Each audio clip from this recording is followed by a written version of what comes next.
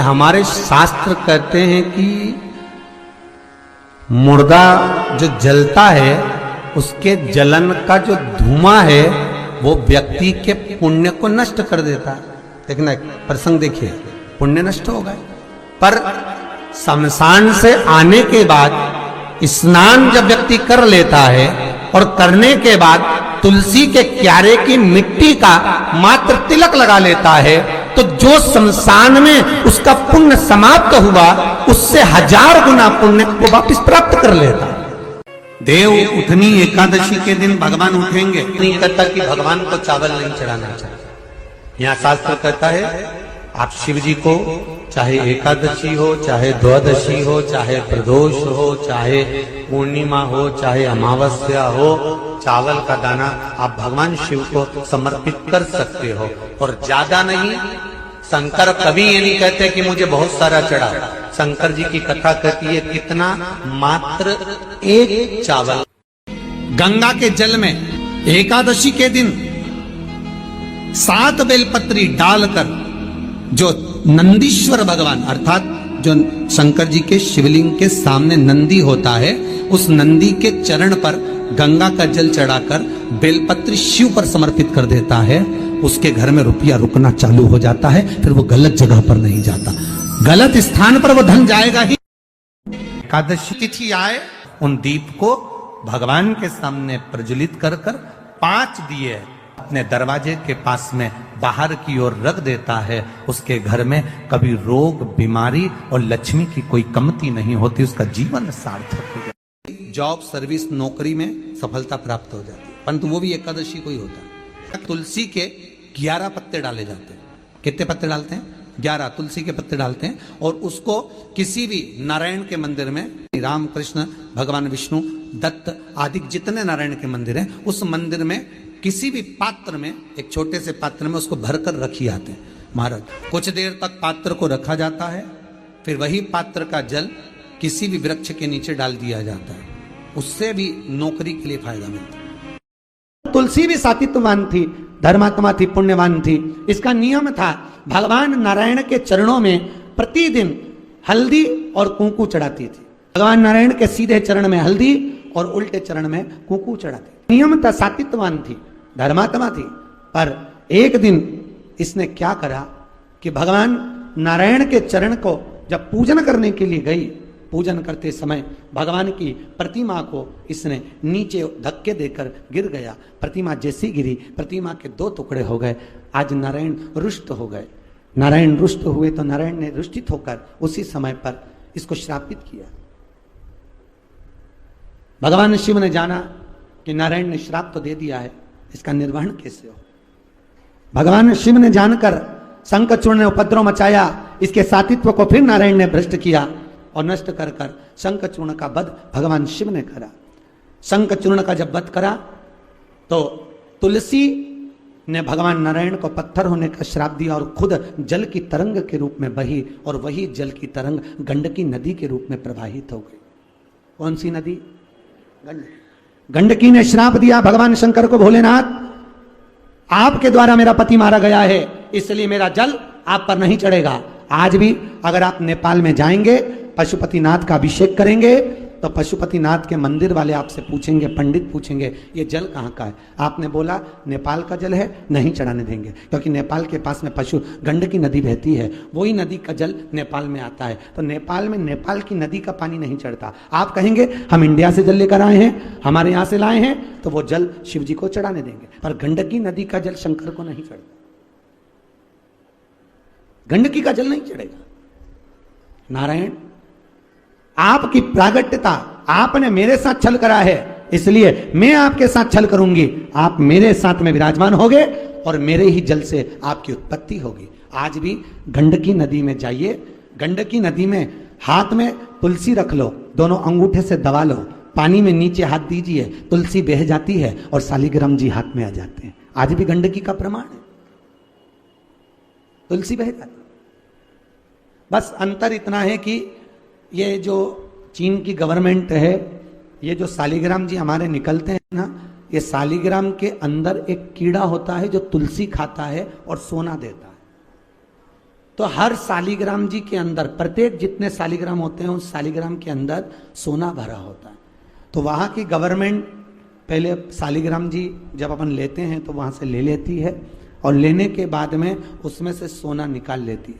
निकालने के बाद फिर हमको शालिग्राम जी देती है। बहू हो, बेटी हो, बुजुर्ग से बुजुर्ग माता हो, अगर वो तुलसी के क्यारे में जल चढ़ाती है, सुबह उठकर 1 लोटा जल तुलसी के क्यारे में समर्पित करती है, तो ये निश्चित है उसको ब्यूटी पार्लर जाने की जरूरत नहीं पड़ेगी, अंतिम समय तक वो सुंदर बनी रहेगी।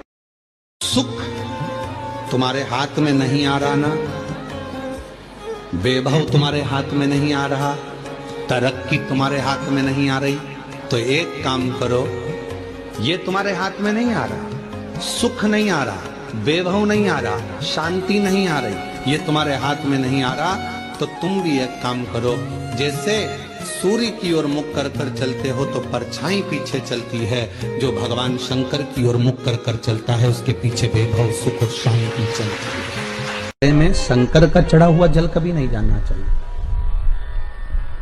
आप लोग अगर भगवान को थाली में, आपके घर में भगवान हैं, बहुत सारे होते हैं आप लोगों के, सभी लोगों के यहाँ होते हैं बहुत सारे भगवान, ठीक है, गणेश जी भी हैं सब क्या, अरे बोलो तो लड्डू गोपाल भी हैं, फिर देवी देवता भी हैं बहुत सारे, फिर शंकर जी भी हैं, तो सबको एक ही थाली में रख लिया और थाली में रखकर सबने उनको स्नान कराना चालू कर दिया।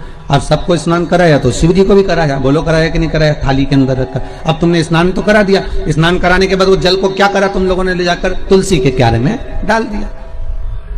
तो महाराज जी पहले के समय में क्या कालसर्प दोष, पितृदोष नहीं होता था? बिल्कुल नहीं होता था। पहले के समय में ना काल सर्प दोष होता था ना पितृदोष होता था। क्यों? तो क्या घर में लोगों के शंकर जी नहीं होते थे? होते थे। लोग शिव जी को स्नान कराते थे, पर घर में बगीचा, खलियान, खेत,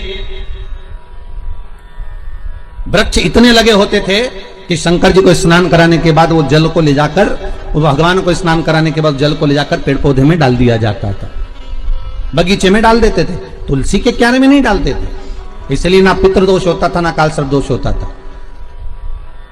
अब दुनिया के लोग भगवान को स्नान करा के ले दे के एक ही पौधा घर में दिखता है, वो तुलसी जी का, बस स्नान कराया और तुलसी जी में ले जाकर डाल दिया। तो तुलसी जी में ले जाकर डाला तो उससे शास्त्र कहता है कि अगर शिव जी का चढ़ा हुआ जल तुलसी के क्यारे में जाएगा तो सर्प के डसने का दोष लग जाएगा, जिसको हिंदू धर्म में काल सर्प दोष कहा गया, जो काल सर्प दोष। अच्छा, बड़ा विचित्र काम है, कई कई गांवों में आप लोगों ने भी देखा होगा, यहां तो ठीक है परंतु हमने महाराष्ट्र में बहुत देखा। महाराज कई कई गांवों में तुलसी के क्यारे के नीचे शंकर जी को रखते हैं, ये तुलसी के कुंड के अंदर शंकर जी को रखेंगे। पर ये दो कोई आपको अलग अलग तरह से ना जाने घुमा फिरा के, ना जाने बुद्धि ऐसी फेर कर गलत चीज बताएगा ना, तो वो समझ में आ जाएगी आप लोगों को। दुनिया की आदत है।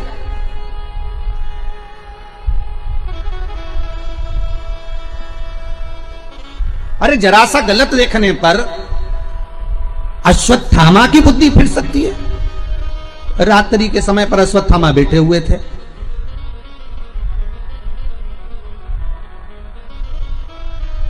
और रात्रि के समय पर अश्वत्थामा बैठे, और बैठे बैठे अश्वत्थामा ने क्या देखा कि एक वृक्ष के कोटर में कौवे के अंडे रखे हुए हैं, कौवे के बच्चे रखे हुए हैं, और एक उल्लू रात्रि के समय पर उड़ता उड़ता आया और वो कौवे के अंडों को उसने, रात के समय कौवा जब सो गया तो उसके अंडों को, उसके बच्चों को मार दिया। किसने? उल्लू ने।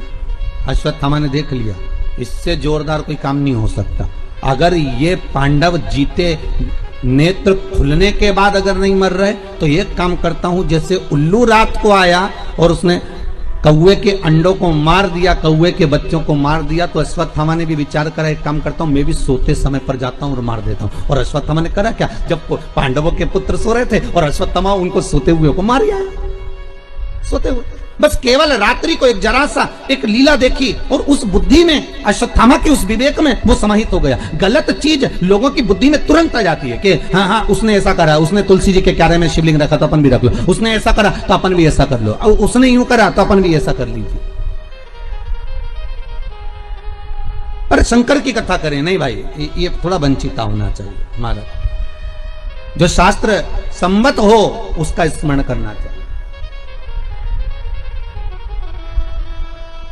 पहले के समय में दो दोष नहीं रहते थे, ना पितृदोष रहता था, ना काल सर्प दोष रहता था।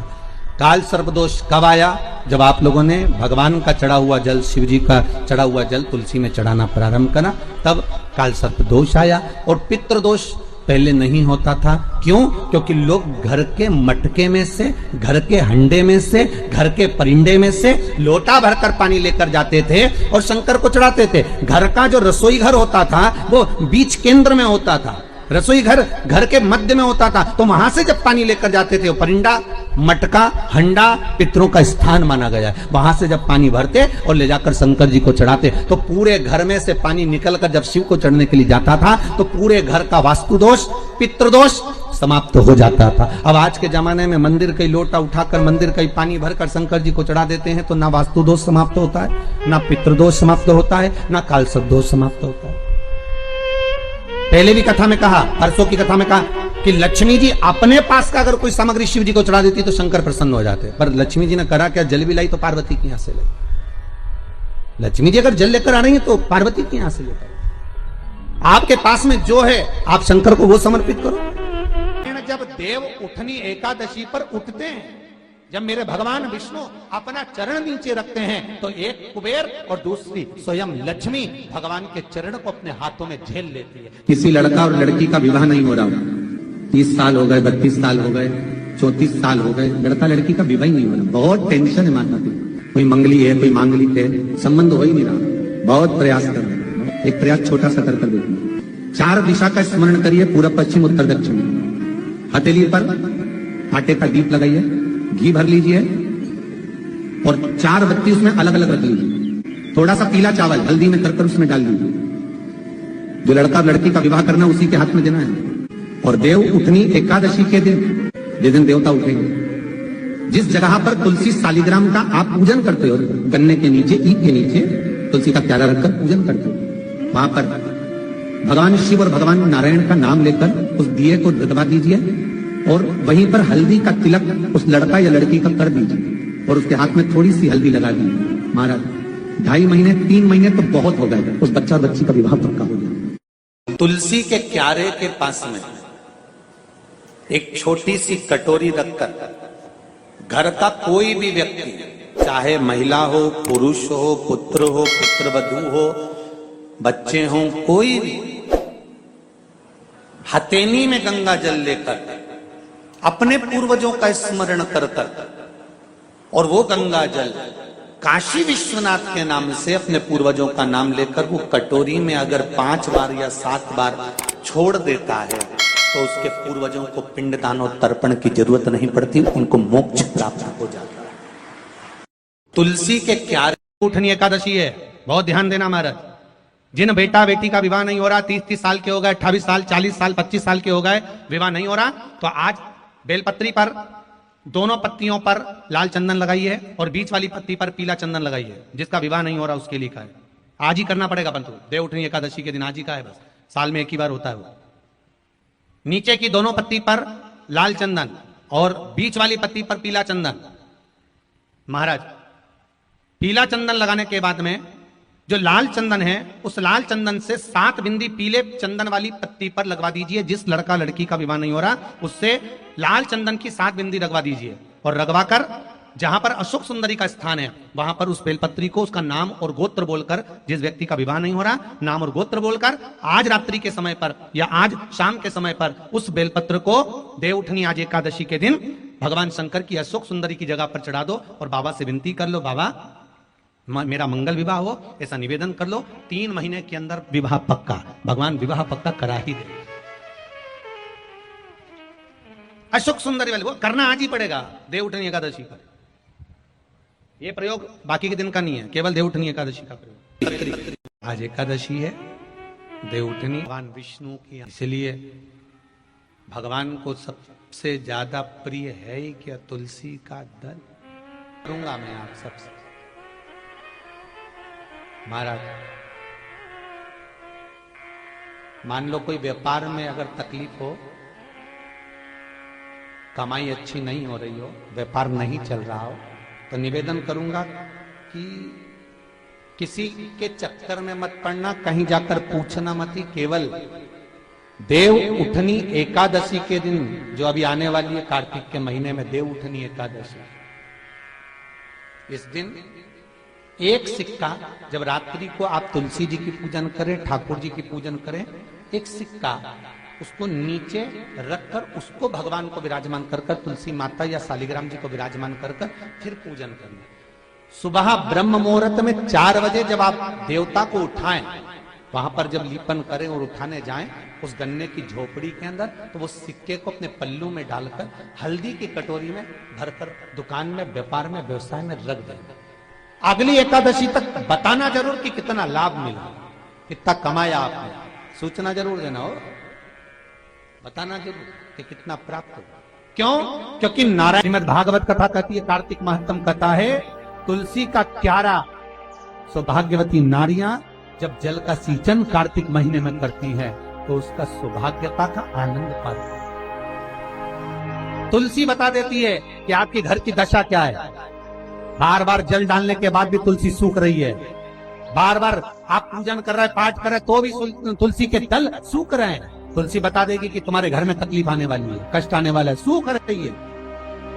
भगवान विष्णु 4 महीने के लिए सोते हैं। देव सोनी एकादशी पे सो गए, अब देव उठनी आएगी ना कार्तिक में, तब बढ़िया चकाचक उठेंगे। जब देव उठनी एकादशी पर उठते हैं, जब मेरे भगवान विष्णु अपना चरण नीचे रखते हैं, तो एक कुबेर और दूसरी स्वयं लक्ष्मी भगवान के चरण को अपने हाथों में झेल लेती है। तो जिस स्थान पर आप देवता को उठा रहे हो, जिस स्थान पर आप भगवान की आराधना कर रहे हो, जिस स्थान पर आप भगवान को जगाने का प्रयास कर रहे हो, वहां आप अगर लक्ष्मी को विराजमान कर देंगे तो नारायण का चरण और लक्ष्मी दोनों कुबेर के साथ हमें प्राप्त हो सकते। शास्त्र कहता है, यहां तक वर्णन करता है शास्त्र, अगर आपके घर में तुलसी का पौधा छोटा है तो वो कौमार अवस्था का होगा। वो तुलसी का पौधा जब घेर घमोर हो जाता है, तब अखंड सौभाग्य को देने वाला हो जाता है। उसमें से पत्तियों को उतारा जा सकता है, उसमें से आप कोपल को उतार सकते हो, उसमें से पत्ती को आप उतार सकते हो। भगवान विष्णु जब शयन से उठते हैं, देवसोनी एकादशी को जब भगवान उठेंगे, नेत्र खोलेंगे, तो प्रथम दर्शन भगवान विष्णु श्रीमद् भागवत कथा, स्कंद पुराण, पद्म पुराण, अग्नि पुराण, जितने भी पुराण उठाना चाहे सारी पुराणों को उठाकर देखना कि प्रथम वर्णन आपको मिलेगा कार्तिक महत्तम का, कि भगवान नारायण सर्वप्रथम जब नेन खोलते हैं, अपनी देव सोनी एकादशी से सोकर देव उठनी एकादशी पर जब उठते हैं, तो भगवान नेत्र खोलकर सबसे पहले किसका दर्शन करते हैं? किसका दर्शन? स्कंद पुराण कहती है, विष्णु पुराण कहती है कि भगवान नारायण जब नेत्र खोलते हैं तो खुद की अर्धांगिनी लक्ष्मी भी नहीं, महाराज को याद रखिए, गौदान और एकादशी, श्रीमद् वल्लभाचार्य जी ने मायावत का खंडन करा था जगन्नाथपुरी में, और श्रीमद् वल्लभाचार्य जी ने कहा था एकादशी मरने के बाद मत दो, एकादशी जीते जी दो। कहा था कि नहीं कहा था? जीते जी दान करिए। इसलिए जगदीश में, जगन्नाथपुरी में एकादशी उल्टी लटकी हुई है। करें आपने दर्शन? जगदीश में एकादशी को उल्टा लटकाया, क्यों? क्योंकि वल्लभ ने कहा कि एकादशी जीते जी दो। कई पंडितों कहते हैं तुम्हारे दादाजी मर गए, जब 12वें का दिन होता है ना, तो पंडित जी संकल्प छुड़ाते हैं, देव एकादशी, बड़े बेटे ने 5 दे दी, छोटी बहू ने 3 दे दी, उसने 2 दे दी, उसने 2 दे दी, तो क्या तुम्हारे दादाजी भिखारी थे जो तुम्हारी एकादशियां लेकर जाएंगे? और तुम कौन होते हो दादाजी को एकादशी देने वाले? तुमने कौन सा इतने पुण्य कर लिए जो तुमने एकादशी दे दी? एकादशी के दान की महत्वता श्रीमद् वल्लभाचार्य जी ने कहा कि कोई व्यक्ति अगर खटिया पर सड़ रहा है, पलंग पर तड़प रहा है, हॉस्पिटल में पड़ा हुआ है, तो निवेदन है कि उसको देखने जाओ तो अपनी करी हुई एकादशी में से 2 एकादशी का दान उसको तुरंत दे दो। क्यों? तो जिससे उसको मोक्ष मिल जाए। एकादशी का व्रत ही में किया गया हमारा पाप कर्म है। हमने किसी जीव की हत्या करी है, हमने किसी को कष्ट प्रदान करा है, हमने किसी को अपशब्द कहा है, हमने किसी को ताने दिए, हमने किसी को आड़ा टेढ़ा कहा है, हमने किसी को गालियां दे दी है। मात्र एकादशी का व्रत ही कर लेने पर ये सारे जो दोष हैं वो समाप्त हो जाते हैं।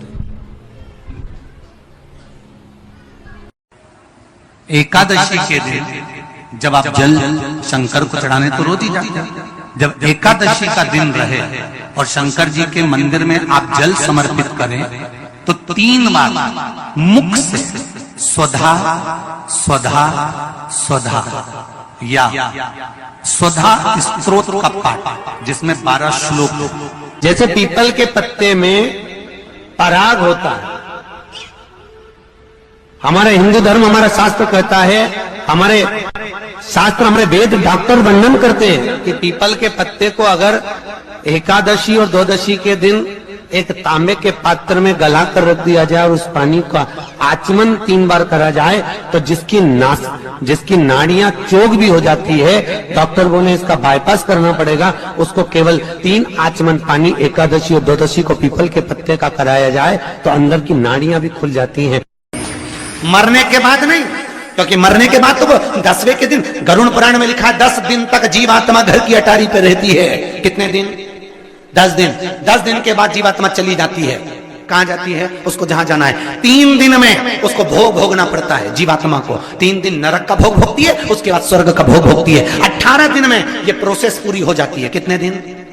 18 दिन। 18 दिन के बाद में उस जीवात्मा को धान के खेत में पटका जाता है। किसके खेत में? धान के, चावल के खेत में। इसलिए कहते हैं एकादशी के दिन चावल मत खाओ। कहते कि नहीं कहते? और क्या कहते हैं? द्वादशी के दिन चावल खाना जरूरी है।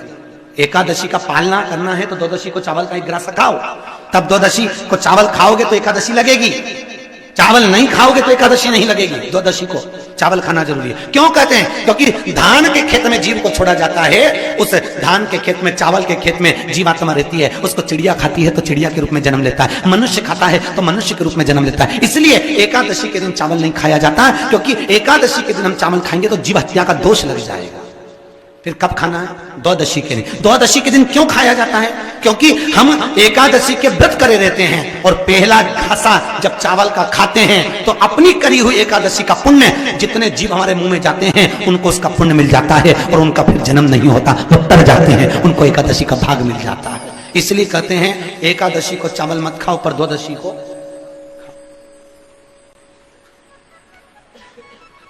खाइए। 10 दिन तक जीवात्मा है और आपने एकादशी कब दान दी? बोलो जम के।